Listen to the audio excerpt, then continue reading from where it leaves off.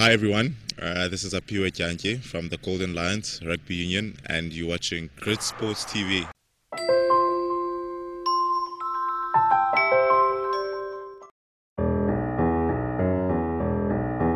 Starting firstly with my family. I come from a family of 6, 3 older siblings. I grew up in the Eastern Cape. I grew up in a village called Kochlen, outside of a town called Ngobo. I'm not sure a lot of people know about it, but that's where I grew up. I went to school, primary school I went to Indwe. It's also a small town, like a farm school, not far from Ngobo.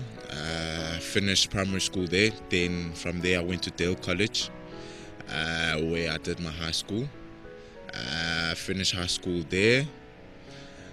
What kind of person is Aphiwe? For many people that know me, I'm an introvert. I'm a person that likes keeping to myself. But when I get to know people, I get comfortable around people. I can, a bit of an extrovert myself.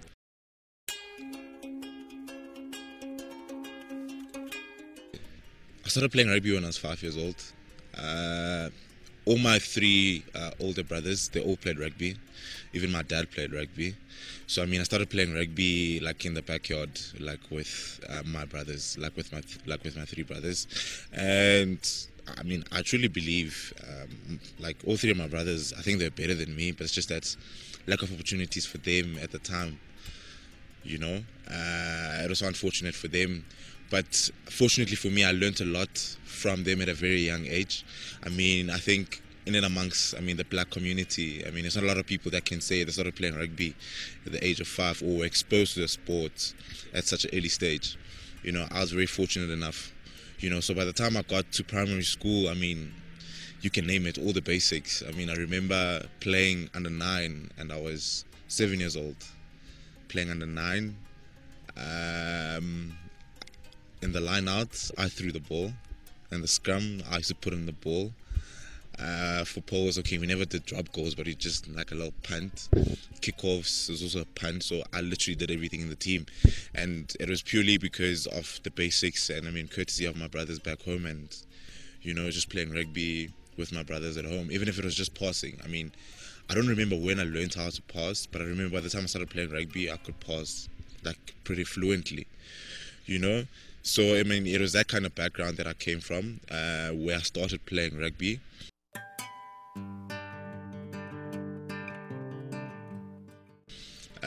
For as long as I remember, my primary school years, I played mostly for the A teams, right up till open high school.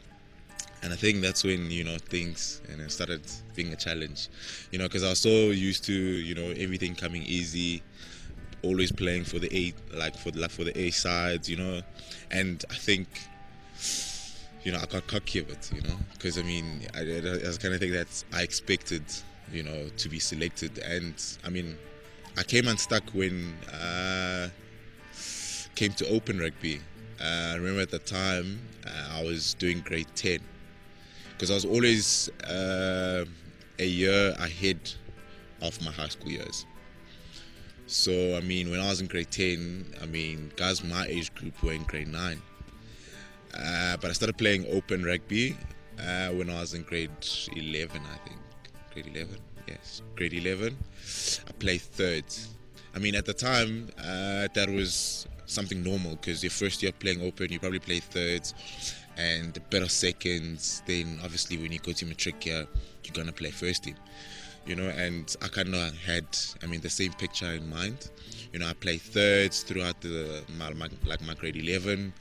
Then towards the end of the season, I played 2 games for the second. So it was kind of like cast in stone that started next year.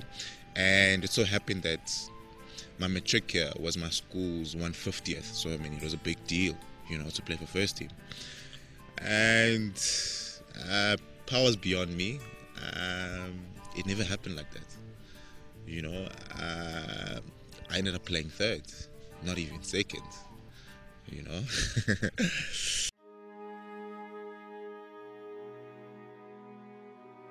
Well, you know what? Personally, for me, I took them very hard. Because you're in a boys' school. And I think everyone takes pride. At some point in your college life to represent your school at first team level. So you take pride in that. And for me, it was a realization that I was not going to be part of that history. So and especially being a landmark year for my school, 150th. So just a combination of all of that. I was very embarrassed. I had so many questions in my head, and the coaches at the time were telling me so many, confusing things at the time. At some point I was told I'm too small. At some point I was told I'm too flamboyant. At some point, I was told so many things, so I didn't really know what was what. But you know what, through all of it, my family stuck out for me. They were the people who fully supported me. And I remember speaking to one of my brothers, and he just said to me, you know what, just enjoy your rugby. You're good at what you do. Just play your rugby and just enjoy your rugby, and whatever comes of it, and whatever doesn't. And I remember my mom as well, she was really supportive at the time, because I remember the first team coach asked me to do post-matric, but my mom was like, that's never going to happen.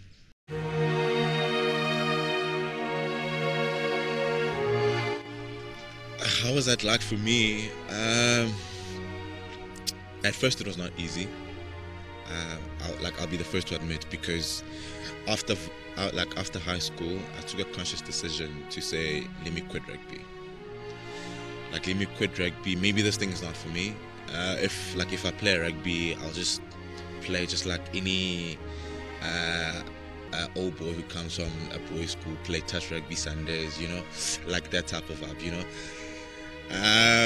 and honestly, that's what I thought of my rugby career, and that was it for me. I never wanted to dwell too much into it, that this might have happened, could have, should have, I just, come to a place where I accepted it was not going to happen for me, and I had the full support of my family to say, okay, if that's your decision and you want to focus on your studies, that's what you should do.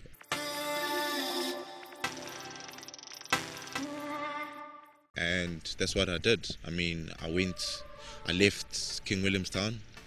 I came to Joburg to study, try to get a fresh start for myself. In a new place, try and carve a new path for myself. Try to leave everything behind, all the disappointments, and also a lot of good times as well. But mainly, I think that that one specific moment, that happened or took part in my life, it's it really scarred me. So it was one thing coming to Joburg. I told myself, let me come to a fresh place, land of opportunity, try out something else, and for me it was studying. And then I enrolled for my BCom in marketing, and I remember I stayed in the Bunting campus, close by SABC, and it so happened that most of the guys that I went to school with, they also stayed at the same race that I stayed at, so I don't know if you call it coincidence or and I started playing soccer at the time. All in the word of starting new things. Giving myself a fresh start. I started playing soccer, I started enjoying it. And I played first team soccer for UJ. A lot of people don't know about this. I played first team for UJ soccer at the time, but the structure and the system, it wasn't structured properly. So you'd find that we have games on certain weekends. On certain weekends we don't have games. There's a Gauteng challenge, and the next week the games are put off. And during the week, obviously, we wouldn't go to training on weekends that we wouldn't be playing. So the guys at Res, they played the Res League, the rugby internal league, which is called the Corsays. Yeah, so I mean, the guys had told me they need players that want to play, so I must come in and help out. And at the time, it was in the name of helping out, so I mean, I went on with it. I mean, I had nothing to lose. I mean, it was just playing with a few gents, and after it all, you get a few cases of beer, and you enjoy with the mates.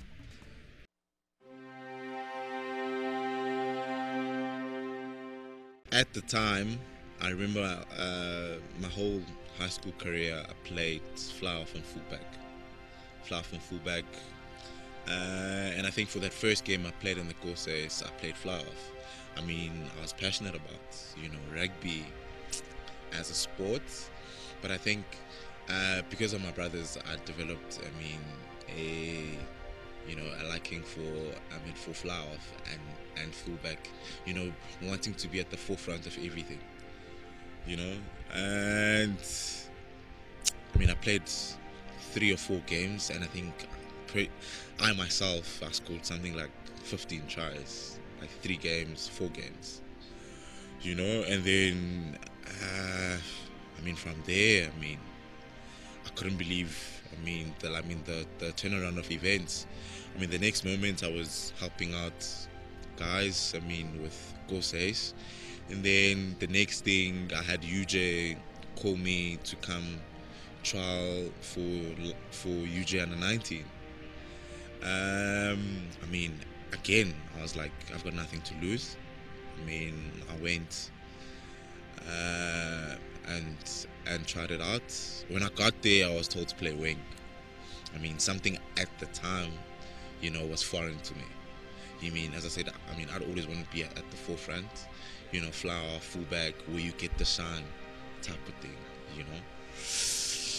So obviously, being the person that I was, and obviously with my past experiences, especially from my matric year, I immediately dismissed them and said, no thank you, appreciate the opportunity, but I'd rather not. I went back to courses, continued to play there.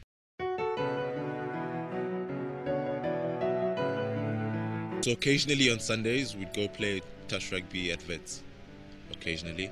So there was a guy there, Tulumang, Matungwane. We're originally from the same village, basically, I'm from this village, he's literally the next village, a few k's away. So he knows me, he knew my brother, so he came up to me, he's like, how do you like giving rugby a shot and play for vets? And then I was like, as long as I'm going to play fly off, I don't mind. Then he's like, whatever position you want to play. And I was taken aback at first. I was like, are you serious? And he's like, yeah. So I remember I started playing for vets. The guys loved me there. I played fly off. Some games I played fullback. And I remember we played against UJ. The first game, I think they beat us. Or was it the first, second game? I'm not sure. But the second game, I remember, we beat them. Yeah, we beat UJ. And I believe I had a stand-up performance that day, and from that day onwards, UJ came to me and they offered me a scholarship. A sports scholarship to study and play rugby for them. So obviously my instinct said no, because they wanted me to play wing, so from the top of my head, when I said to myself, of course not, but again, I think most decisions that I've made in my life, they've been made easier because of my family. They support, always advising me in terms of what's best. Obviously, at the end of it, it's my decision, but they always influence my decision in terms of what they take of everything is. And I sat down with them, they gave me their views.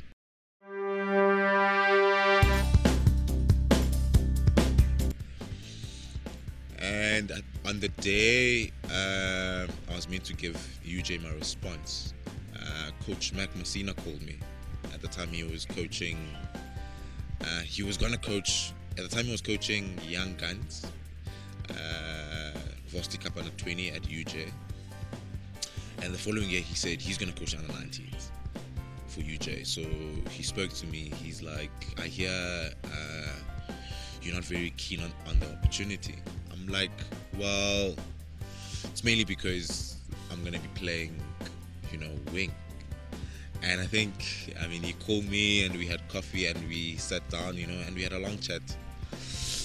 He shared some of his expertise and some of his experiences.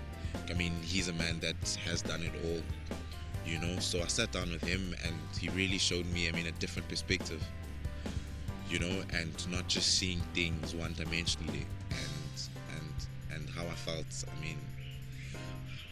I viewed things and saw things at the time. So, it was a real eye-opener for me. And at the end of the meeting, I ended up signing the bursary forms. We went to UJ. I went with my brother. We did all the paperwork. And my under-19 year started at UJ. Played fullback, went on to play sevens, Varsity Cup sevens. That was 2013. Varsity Cup sevens, came back, went into the Varsity Cup young guns side. That was 2014, and Coach Mac Messina was still, heavily involved at the time. And there was another big decision to make now. From fullback to wing. Again, we had to sit down, me and him, and we spoke about it, spoke to my family about it. And after long deliberation, I thought, let me give it a shot.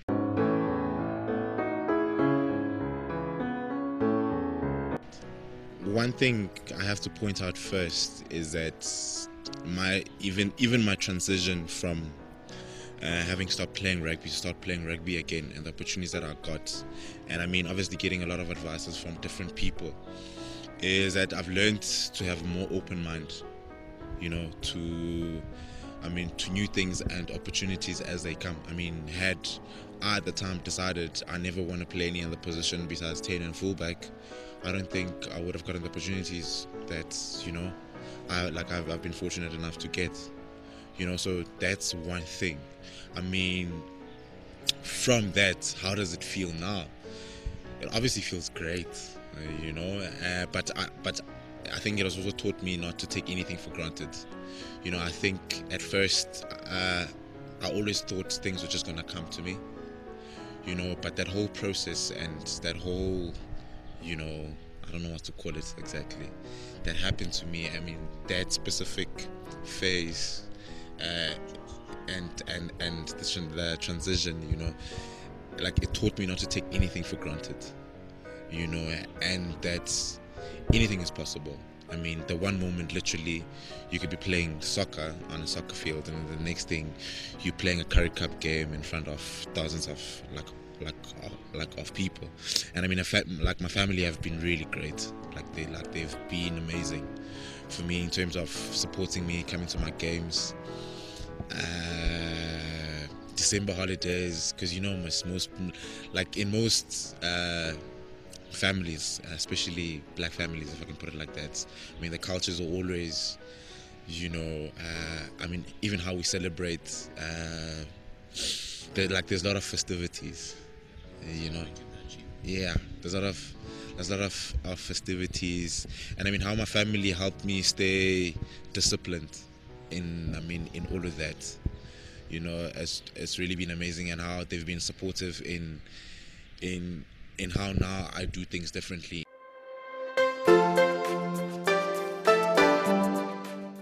One thing I'll say, my family, way before I even saw it, they themselves said, I'll play Springboks one day, I'll play Super Rugby one day. That's one thing my brothers have always told me. They've always told me the way I play, I'm destined to play, at Super Rugby level. But I think at the time, it's not to say I never believed it. It was a thing for me of focusing what was at hand and what I was doing. So if it was Varsity Cup at the time, I was fully focused at Varsity Cup. It was Varsity Cup Dream Team, that's what I was focused on. If it was Curry Cup, that's what I was focused on. Now I've been given an opportunity and I'm in the Super Rugby squad and I'm focusing on that. I'm not focusing about 5 months from now I need to be playing Springboks. At the back of my mind, yes, I mean, it's a one long desire of mine, but at the moment I'm just fully focused at the opportunity that I have at hand and just not take that opportunity for granted and just fully focus on that and make sure I make the best out of that opportunity and that I don't miss the opportunity, because I think sometimes we focus a lot on what we want in the future and we forget about we need to do things now to get to there. So I mean, if you take care of the little things, they'll build up to the bigger picture and what you want to achieve later on. So that's one thing for me. Yeah.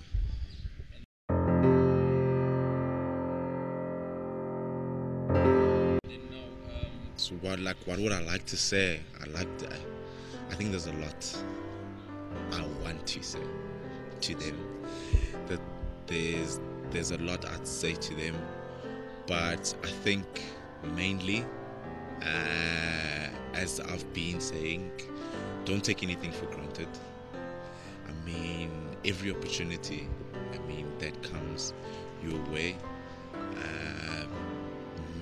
make sure you focus on that and not focus too much, because I think as young people we worry too much in terms of what will I be when I'm older? Will I have money? Will I have this? Will I be successful? And I mean, I don't think you can control those things. I think if you control what you can, where you are at that period in time, and focus on that and focus all your energies on that, not worry about what is to come. And I think you get the picture. I think for me that has been the main thing for me, not taking anything for granted, and obviously the old cliche of working hard. Nothing comes easy. Nothing comes easy. You have to work hard, and what people call luck, I call grace. I'm a firm believer of luck. But my luck is grace. I believe when you do things to the best of your ability, God gives you that grace. That helping hand for you to get ahead in life, and to get where you want to be, and where you are meant to be in life. So for me, I think, yeah, that's one thing. I would tell a guy, watching this, and as well watching from afar, and aspiring, not only to be in rugby, in whatever field or whatever industry, whether it be sports, corporate,